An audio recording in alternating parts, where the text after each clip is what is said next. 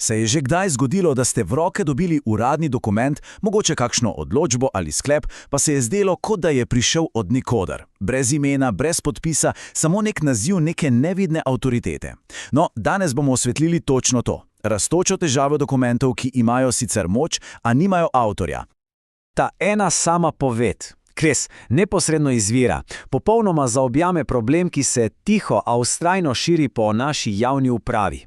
Problem, kjer odgovornost preprosto izginja za fasado birokracije. Pa poglejmo, pojdimo malo nazaj v čas, da vidimo, kako je nekaj tako temeljnega, tako samoumevnega, kot je podpis, postalo, duh.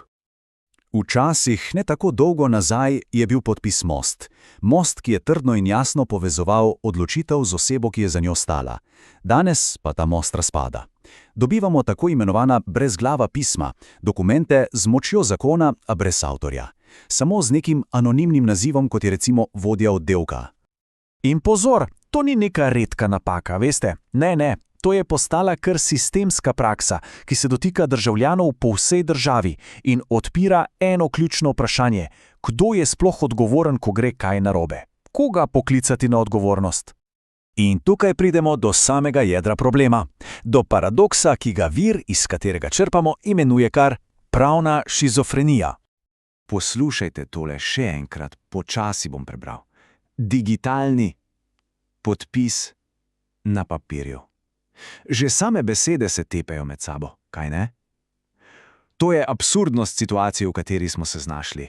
Vir se tukaj sprašuje nekaj ključnega. Je to neka inovacija ali je to šizofrenija? Malo pomislimo. V rokah imamo list papirja, pa nam trdijo, da je digitalen. Gledamo črnilo na papirju, ampak ne, to naj bi bili biti in bajti. Kako je to sploh mogoče? In s tem nas sistem ujame v popolno past. Res popolno. Digitalnega podpisa ne moremo preveriti, ker je pač na papirju. Hkrati pa ne moremo zahtevati pravega, lastnoročnega, ker naj bi bil dokument digitalen. Popolna zanka, iz katere ni izhoda. S tem pa pridemo do osrednjega argumenta, ki ga izpostavlja Ir. Tukaj sploh ne gre za tehnologijo. Ne, gre za nekaj drugega, za načrtno izogibanje odgovornosti. Temu pojavu vir pravi evakuacija odgovornosti. Sliši se mogoče malo komplicirano, ampak ideja je čisto preprosta. Digitalizacija postane nekakšen ščit.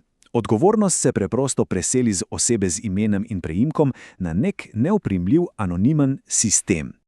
Tale metafora pa pove res vse. Kar je bil včasih most med državljanom in državo, torej podpis, je danes postal zid. Orodje, ki naj bi povezovalo, zdaj ločuje in ovira. In kje je korenina vsega tega? V eni sami pravni luknji.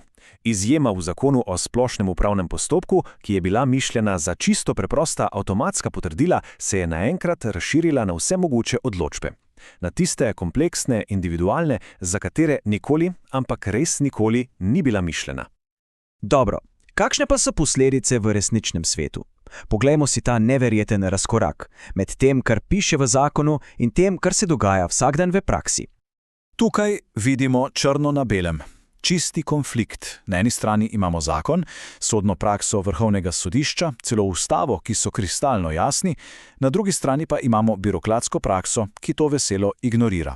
In tako nastane to, čemur vir pravi fantomska država. Država, ki deluje, a zanjo nihče ne odgovarja. Dovolj o problemu. Kaj pa rešitve?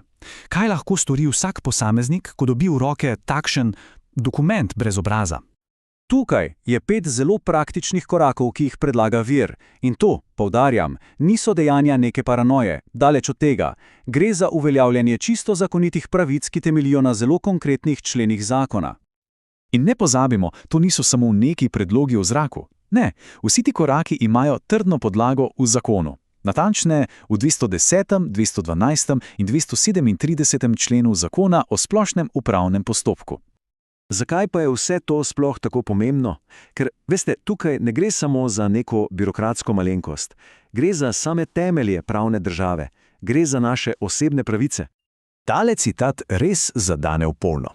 Ko sprejmemo dokument brez podpisa, pravzaprav tiho sprejmemo idejo, da odločitve o našem življenju ne potrebujejo človeka, ki bi za njimi stal, da smo lahko le predmet administrativne obdelave.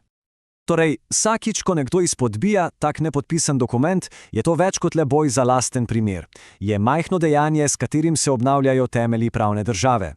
Je vztrajanje pri tem, da mora za vsako odločitvijo stati konkreten človek. In tako pridemo do tistega ključnega, končnega vprašanja, ki ostaja. Smo zgolj številke v neki bazi podatkov ali smo ljudje s pravicami? Odgovor na to vprašanje bo, verjemite, oblikoval prihodnost odgovorne države za vse nas.